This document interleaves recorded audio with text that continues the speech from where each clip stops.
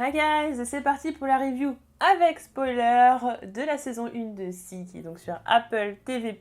Donc je vais pas revenir sur... je vais pas refaire une partie sans spoiler parce qu'effectivement je vous ai déjà fait une vidéo découverte sur cette série, sur cette première saison, sur les, je crois, 3 ou 4 premiers épisodes. Donc je vous mettrai tout ça dans la description pour ceux qui veulent voir un premier avis, en tout cas des premiers épisodes sans spoiler. Alors du coup ma conclusion, après avoir vu les 8 épisodes, qu'est-ce que j'en ai pensé? Est-ce que finalement j'ai changé d'avis? Est-ce que non? Eh bien j'ai envie de dire, j'ai un avis qui est plus négatif que dans ma précédente vidéo. C'est-à-dire que les points négatifs se sont finalement confirmés et en plus se sont étalés sur les épisodes, et les points positifs malheureusement ne sont pas assez nombreux, n'ont pas autant grossi que ce que j'espérais pour que je puisse être satisfaite de cette saison 1. Donc c'est une saison 1 que j'ai trouvée plutôt moyenne, voilà, j'ai pas trouvé cette saison 1 captivante, j'ai été déçue parce qu'il y avait un énorme potentiel. Comme je disais, le principe de base est super original. Vous avez quand même un monde où quasiment toute la population est aveugle, et dedans on a quand même deux enfants et un homme qui finalement, on l'a vu, dans ce monde qui en plus qui est très sauvage, où les gens sont malsains, etc. Enfin, il y a clairement rien qui va, c'est une espèce d'ambiance qui met mal à l'aise et tout ça, donc il y avait vraiment beaucoup de choses à travailler. On pouvait aller beaucoup plus loin. Pour le coup, la première chose que j'ai envie de noter, c'est le fait que c'est très bizarre, parce qu'en termes de rythme, c'est à la fois mou, et à la fois, ça va trop vite. Alors pourquoi les deux en même temps? Alors ça, c'est pour le coup, pour moi, c'est symptomatique d'une mauvaise écriture. C'est qu'effectivement, on s'est dit, voilà, 8e épisode, on doit être arrivé là, donc en fait, finalement, chaque épisode est une succession d'événements. Donc voilà, on est sur une succession d'événements. Il n'y a pas de lien. Alors en fait, le truc, c'est un peu bizarre parce qu'effectivement, c'est mou parce qu'on installe beaucoup trop une ambiance. Les scènes sont à rallonge, c'est long. Alors effectivement, on sent le périple nomade, etc. Voilà, la lenteur. Le voyage, très clairement, ça c'est une certitude. Mais à côté de ça, on n'a pas le temps de se poser en fait. Les scènes sont trop longues pour rien, parce que des fois il se passe pas grand chose. En termes de dialogue, en plus c'est vide, mais je vais y revenir un peu plus tard. Et à côté de ça, en fait, on n'a pas le temps de se poser quand même. C'est à la fois lent et à la fois ça va trop vite.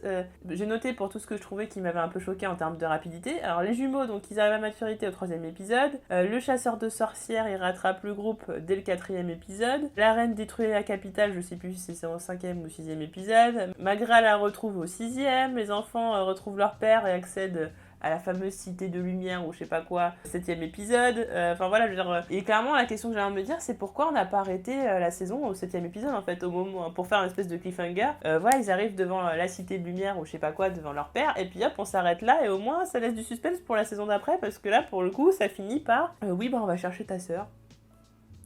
C'est ça. En fait, en gros, vous avez tellement clôturé de sujets, vous avez clos tellement de trucs que franchement, je sais pas pourquoi en fait je vais regarder la saison 2 en fait. Je j'ai pas d'idée de pourquoi je vais continuer. Quelle est la raison pour laquelle je vais continuer?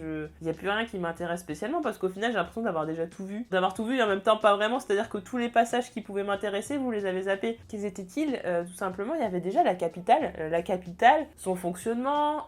Justement, je disais que j'aimais pas les parties avec la méchante. Mais j'aimais pas parce qu'au final, les seuls passages qu'on nous montrait, c'était des passages trop malsains. Par exemple, quand elle pris la scène de sexe complètement gratuite et tout ça, voilà, j'ai trouvé que c'était pas intéressant. En plus, on avait du mal à la cerner et tout. Mais au final, c'est un personnage qu'on aurait pu encore plus creuser. On aurait pu encore plus voir dans quelle atmosphère elle vivait. En fait, moi, c'est ça qu'il y a plein de trucs que je comprends pas en termes de psychologie de personnage. On comprend effectivement à la fin de la série que ce personnage qui est la reine Kane est complètement à la masse, quoi. Très clairement, avec sa mère, c'était la même chose. Qui a un gros problème psychologique. Et en même temps, j'avais envie de connaître dans quel environnement elle vivait pour que ça n'assainisse pas, entre guillemets, son cerveau, justement pour qu'elle se sente aussi mal et tout.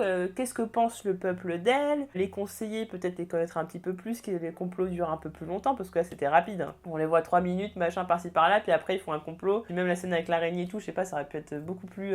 Mais justement, on est dans une série qui va trop loin sur plein de trucs, et là, pour le coup, je pense qu'ils auraient pu y aller à fond, quoi. La capitale, on la voit pas au final. On voit l'intérieur de ce barrage, parce que justement ce barrage, c'est elle qui détient un peu les clés de ce barrage et qui peut finalement avoir le droit de vie ou de mort sur les gens, qui en plus donne l'eau, etc. Enfin, qui donne l'eau, c'est quand même la vie. Elle avait cette espèce d'aura divine parce que c'est elle qui décide si l'eau va être là ou pas, en fait. Donc l'eau, la vie, etc. Et justement, j'aurais voulu voir le rapport justement des habitants par rapport à elle. Est-ce qu'ils sont en admiration? Alors on comprend qu'ils la méprisent à un moment donné, mais on sait pas trop. Enfin, il m'a manqué tout ça, de voir comment est le village et tout ça à l'intérieur, comment ça se passe, enfin tout comment ça se passe, dans quel environnement la vie, qui sont ses personnes plus proches. À un moment donné, on voit qu'elle a une femme qui est son alliée, qui est sa servante, mais on sait pas trop la nature de leur relation, on sait qu'elles couchent ensemble, mais voilà. Mais un autre passage que j'aurais bien aimé qu'on développe un peu plus, c'est le passage dans la grotte. La grotte, c'était... alors d'ailleurs, justement, juste avant, je vais parler en termes de réalisation. Franchement, tous les plans de nature et tout sont très beaux. Alors, on trouve le moyen de nous rendre les personnages nomades comme pas possible, donc ce qui nous permet de voir beaucoup de nature. Ça me fait très plaisir de voir beaucoup de nature. C'est magnifique, c'est vraiment filmé en très large. Donc vraiment, il y a cette espèce de bouffée d'oxygène qui contraste avec le côté enfermé, enfin, dans le sens, dans le malsain, quoi. Et à côté, justement, il y avait la grotte avec toutes les petites lumières et tout. J'ai trouvé ça magnifique. Franchement, cette scène-là, elle m'a bluffé parce qu'en plus, ça m'avait pensé à une scène dans Final Fantasy X. Et ce décor était juste magnifique. Et en plus, il y avait tout un tas de questions que je me posais. Effectivement, bon, oui, on comprend plus ou moins pourquoi ils sont allés dans la grotte, mais comment ils vivent, comment ils font pour se nourrir, qui gouverne, tout ça. Enfin, je sais pas, tout ça en fait. Oui, d'accord, vous faites voyager les personnages. Oui, d'accord, il y a 8 épisodes, mais on a le temps en fait de découvrir différentes civilisations. On a le temps de découvrir comment ça se passe et pourquoi ceci est devenu comme ça. Pareil pour, alors je sais plus le nom du frère de Aniwa et de Kofun. Lui, donc on l'a éjecté de cette population et tout ça. Il parlait de la façon dont ces personnages-là vivaient avant et tout. Enfin, en plus, voilà, on voit qu'ils ont récolté beaucoup d'espèces de décharges. Alors, ils récoltent un petit peu tout et n'importe quoi. Enfin, ça va pas plus loin que ça. Je trouve ça dommage parce qu'au final, on va tellement trop vite que j'ai l'impression que tout ce qui est lié à des civilisations, à des villages, etc., on est que sur du teasing en fait. On est sur une espèce de petit échantillon. Et moi, ça me pose problème parce que ce que j'attends d'une série, c'est quand même un minimum d'immersion. Et je peux pas me sentir impliquée dans l'histoire si j'ai l'impression qu'en fait, on fait juste traverser une map pour aller à un point A à un point B. C'était totalement mon impression en fait de cette saison 1. C'est on commence là pour arriver là. Peu importe comment on y va. Du moment qu'on arrive là où on veut aller, voilà quoi, du coup non. Donc oui, les jumeaux qui grandissent trop vite, peut-être que c'était pas une bonne idée, peut-être qu'il aurait fallu arrêter quand la reine détruit la capitale, etc. Quitte à faire durer ça sur plusieurs saisons, pour amener des choses intéressantes. Autre problème, c'est que non seulement c'est mou, et en même temps ça va trop vite, mais c'est prévisible. C'est prévisible parce que on sait que la reine va faire exploser le barrage parce qu'elle est folle, elle l'a teasé. Comme je disais, les dialogues sont malheureusement insipides. C'est vraiment un des bémols, je trouve, de cette série, c'est les dialogues sont vraiment pas bons. Ça, c'est juste pas possible. Et surtout, pour le coup, à la limite, teasé avant qu'elle allait détruire le barrage quand elle dit oui, de toute façon, je ne mourrai pas pour cette cité, c'est cette cité qui mourra pour moi. Bon, on a compris qu'elle allait faire exploser le barrage, je veux dire, il y a même plus de suspense. Frère là qui va trahir ses frères et sœurs, ça aussi on l'a vu venir. Bababos qui va s'en sortir dans la grotte et qui va survivre en remontant et tout, bon, ça aussi on l'a vu. Enfin, tout est trop prévisible, malheureusement, il n'y a pas beaucoup de choses qui ne le sont pas. Sinon, quand il y a des twists, j'ai pas l'impression que ça a une importance de fou. C'est un peu dommage dans une série où justement on n'a pas tous les tenants et aboutissants de l'univers. Par rapport à Magra, notamment son truc de princesse et tout, ils auraient mieux fait de pas le dire du tout qu'elle était princesse, enfin que c'était la sœur de la reine. Je sais plus à quel moment ils le disent, mais c'est vraiment très très tôt dans la série. Vous auriez gardé ça sous le coude. Là, la révélation, elle est intéressante. Là, pour le coup, l'effet, il est... Un coup d'épée dans l'eau, pétard mouillé, très clairement. Maintenant, en termes de personnages aussi, ça le fait pas.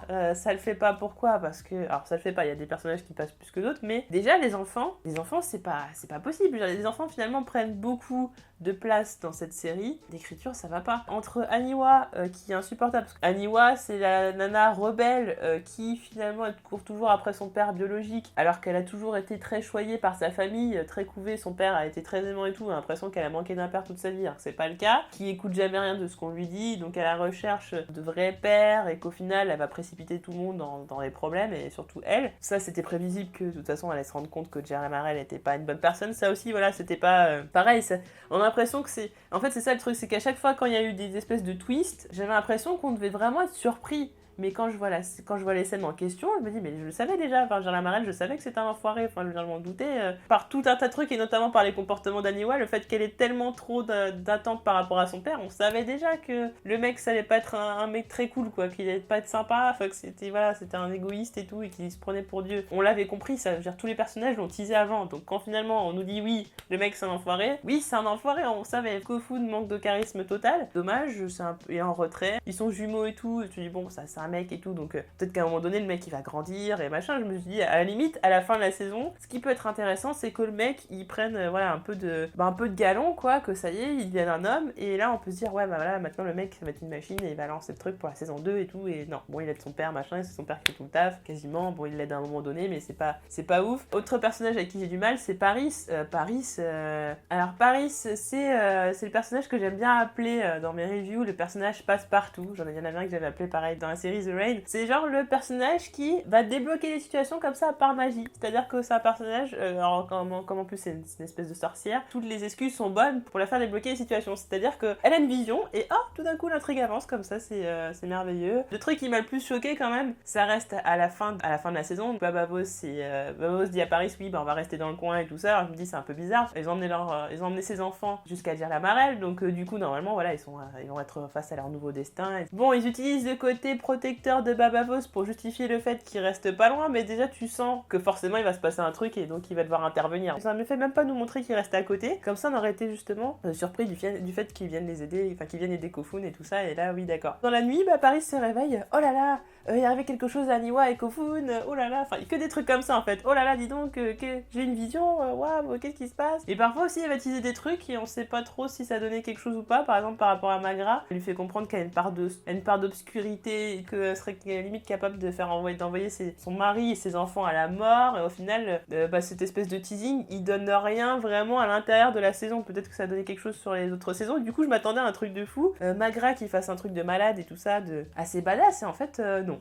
Pas non, c'est peut-être un teasing pour peut-être plus tard, ou peut-être que c'est pas un teasing, peut-être qu'elle dit n'importe quoi, qu'elle est folle, qu'elle est trop vieille, je sais pas. La sorcière qui dit des phrases comme ça, qui sort d'un chapeau, voilà. Après on a Bolayon, alors Bolayon c'est vraiment, franchement ça m'a terriblement gênée pendant toute la saison. Tu sens que c'est un personnage qui peut être intéressant et tout, parce que c'est une ombre et tout, et justement j'avais envie de savoir un peu plus sur ça, les pisteurs, comment ça se fait qu'ils sont pisteurs, les ombres, comment elle devient une ombre, à quoi ça sert. Il y a tellement de possibilités justement d'utiliser ça, et d'un côté j'ai bien aimé le truc du frère des jumeaux là qui justement est utile parce que lui il voit les ombres et il sait donc qui utilise les ombres pour écouter les gens, etc. Ça j'ai trouvé ça intéressant. Par contre on aurait pu aller plus loin mais ça c'était pas mal. Et donc Bolayon elle est tout le temps dans le groupe, donc on l'a fait suivre le groupe et tout, d'accord. Puis mais à bout d'un moment on se dit mais enfin elle va servir à un truc ou... Enfin, je veux dire, à quoi sert la meuf, elle est tout le temps derrière. Ok, elle a pris son chèque, mais ça sert à quoi? Tout le temps en arrière-plan, et ça me gênait au bout d'un moment. T'as l'impression d'avoir un truc sur ta télé, tu grattes et ça s'enlève pas en fait. Mais quand est-ce qu'elle va bouger de là? Enfin, quand est-ce qu'elle va servir ou quand est-ce qu'elle va dégager? Je sais pas. Au final, elle sert pour une scène totalement inutile, c'est-à-dire qu'il faut qu'elle récupère un arc, et donc du coup, elle fait son truc d'ombre et tout. Sauf qu'au final, elle se fait tirer dans la jambe. Et donc on la dégage. En plus, alors je me dis bon bah peut-être ils vont la soigner et tout, donc ça va les obliger à rester dans le coin et tout. À la limite ça aurait été justifié, d'accord. Là du coup oui d'accord, on comprend qu'ils restent à côté. Maintenant en fait ils vont la garder avec eux pendant tout le temps et donc on la reverra plus. Ou peut-être qu'on la reverra dans je sais pas combien de saisons, mais du coup tu fais en fait vous l'avez fait galérer et tout pour rien. Elle a vu des choses atroces et tout machin pour au final rien du tout quoi, que ça donne rien du tout, genre tout ce qui était possible de faire avec ce personnage. Après dans les personnages qui ressortent et qui sont intéressants, Babavos c'est dommage qu'on c'est un peu le Joker pour faire le papa poule et pour les combats. D'ailleurs les combats, ce que j'avais beaucoup apprécié justement en première partie de saison, et après ça s'est raréfié. Alors par contre la scène de la rivière était vraiment cool, la scène de la rivière était très réussie, ce silence, le fait, en fait c'est vraiment, ils ont vraiment tiré parti non seulement du silence, enfin justement le fait qu'on n'entende pas, qu'on puisse entendre des petits bruits mais on sait pas trop ce que c'est, qu'ils soient aveugles, qu'eux ne savent pas forcément naviguer ou je ne sais quoi. Enfin, il y avait vraiment tous ces aspects, c'était un petit peu une scène qui était un peu improbable mais qui a complètement bien fonctionné, et vraiment cet effet de suspense, de tension, de se dire mais est-ce qu'ils vont réussir à en choper un et combien et tout. Je m'attendais même pas à ce que l'ami de Babavos il meurt par exemple, là le mec, puis comment il s'appelle, pour moi c'était le mec costaud et tout qui allait faire partie de la bande. Pour moi ils allaient être une petite bande et tout à naviguer et aller un peu partout et tout ça, et du coup en fait non, ils se retrouvent plutôt en famille. C'est peut-être ça qui me gêne aussi, le manque de diversité dans les personnages, de personnages badass, etc. Le passage à la rivière était très cool quoi, avec ils attrapent les gens comme ça, tac avec des crochets, ça tire, ça machin, Babavos qui passe avec sa lame, très intelligent, très bien fait. Je trouve qu'en termes de chorégraphie de combat c'est très bien fait. La dernière, le combat dans la grotte était sympathique aussi, le combat de fin de saison aussi, mais bon, dans le noir avec Jerry Mairel, alors comme Jerry Mairel n'est pas Nyctalope forcément, comme il peut pas voir dans le noir, il tire partie de ça, justement. En plus, il crève les yeux. J'ai trouvé ça intelligent, le fait qu'il crève les yeux et tout, en termes de symbolique, c'était cool. Donc oui, quand Jason Momoa est là, quand il l'utilise, là oui ça fonctionne. Quand ils le mettent en retrait, ça fonctionne pas des masses. Autre personnage par contre que j'aimais beaucoup, et c'est dommage qu'il l'ait tué, c'est Tamati June. Je crois que c'est comme ça qu'on dit, ouais, Tamati June. Le chasseur de sorcières et tout ça, qui va donc partir à la recherche des enfants et tout. D'un côté c'est intelligent qu'il le fasse mourir au moment où on découvre que finalement c'est pas un mec si mauvais que ça, qu'il est loyal, qu'il a un boulot à suivre, etc. Qu'au final c'est quand même quelqu'un qui a quand même des convictions et tout ça, qui aime ses hommes en plus, hein, qui aime vraiment son armée, qui en prend soin. Du coup, c'est un peu dommage parce que finalement, oui, d'accord, c'est logique qu'il le fasse tuer à ce moment-là, mais quoique, encore une fois, comme les choses vont trop vite, c'est finalement trop tôt. Mais d'un autre côté, comme il y a si peu de personnages qui ont de la nuance, de la profondeur et qui m'intéressent, que du coup, c'est un peu compliqué, quoi. Je dis, oui, bon, bah, ok, ils ont cuté en fait un mec que j'aimais beaucoup, quoi. Un des rares qui était un peu badass, qui était super intéressant et tout ça, et maintenant, le reste, il reste qui? Magra m'énerve, enfin voilà, j'espère qu'elle va peut-être basculer du côté mauvais de la force, ou je sais pas, parce que sinon pour l'instant c'est pas un personnage qui m'intéresse, c'est tout le temps en train de râler, toujours en train d'engueuler les gens et dire allez, si vous auriez dû faire ci, vous auriez dû faire ça, vous auriez dû faire ça. Elle est fatigante. La Reine Kane La Reine Kane, par contre, je sais pas trop. Au début, je l'aimais pas parce que, comme je disais tout à l'heure, la scène gratuite de sexe, ça m'avait gonflé. Mais après, la voir dans un contexte où justement elle est déchue de tous ses privilèges et tout, ça pouvait être intéressant. Mais la tournure que ça a pris, au final, on sent qu'elle va de toute façon s'en sortir et que finalement elle va garder son trône et tout. Même si elle va un petit peu régner avec sa sœur et que ça peut être un petit peu compliqué, mais on sent qu'elle va s'en sortir et que voilà, il y a forcément une parade qu'elle va trouver. Mais c'est peut-être le personnage où je vais laisser un espèce de point d'interrogation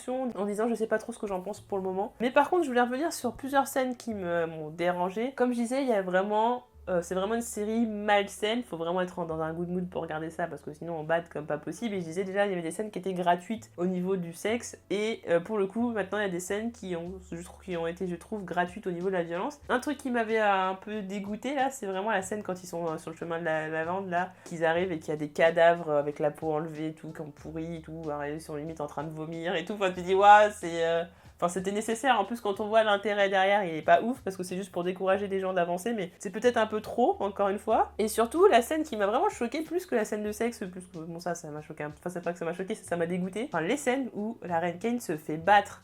Vraiment, alors on est en plus dans une époque où on lutte contre les violences conjugales, etc. D'accord, vous voulez montrer qu'elle va vraiment vivre la misère, qu'on va lui faire du sale comme pas possible. D'accord, on a compris qu'elle va vraiment être au bout de sa vie, vraiment plus bactère. Mais là, enfin, je veux dire, quand vous la frappez une fois, deux fois, trois fois, bon d'accord, ok, ils la prennent comme une esclave et donc voilà, ils la frappent parce que elle veut toujours se rebeller, elle veut toujours faire ce qu'elle veut. Mais au bout d'un moment, en fait, c'était trop. En fait, ça n'arrêtait pas de s'acharner physiquement sur elle. À un point, ça continuait.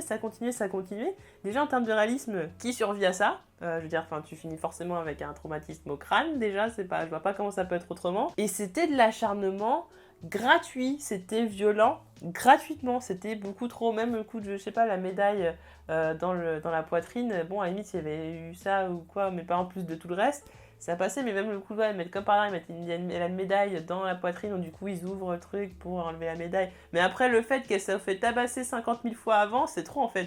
C'est-à-dire que, à la limite, si vous voulez faire des moments violents ou des moments choquants, il faut que ce soit assez réduit, que ce soit justifié et que ça arrive au bon moment en fait. Parce que là pour le coup, elle arrêtait pas de se faire frapper, alors, les coups de bâton dans la tronche, dans les tibias, et machin, et dans le ventre, et on sait même pas comment elle peut se relever. Elle met un petit peu de temps à s'en remettre, mais bon, elle s'en remet quand même, je veux dire, au bout d'un moment, enfin mais c'était trop, c'était de l'acharnement, c'était violent. Le message, une fois qu'on l'a compris, c'est bon, on est choqué, d'accord. Mais là, c'était trop et c'était gratuit. Donc ouais, j'ai un problème avec cette série parce que elle va pas assez loin sur des choses, elle va pas assez loin dans la subtilité, elle va pas assez loin dans son scénario, dans son développement de personnage, mais par contre elle veut choquer. Et je pense qu'on arrive à un moment donné où ça devient problématique parce qu'on essaye de rivaliser avec des séries comme Game of Thrones, comme The Walking Dead, comme tout un tas d'autres séries. On veut choquer et donc on sait que si on choque, on va faire venir des gens, les gens vont regarder. Sauf que les gens ils vont regarder mais ils vont pas suivre. C'est ça le problème, c'est que là pour le coup, combien de personnes vont continuer avec la saison 2 ?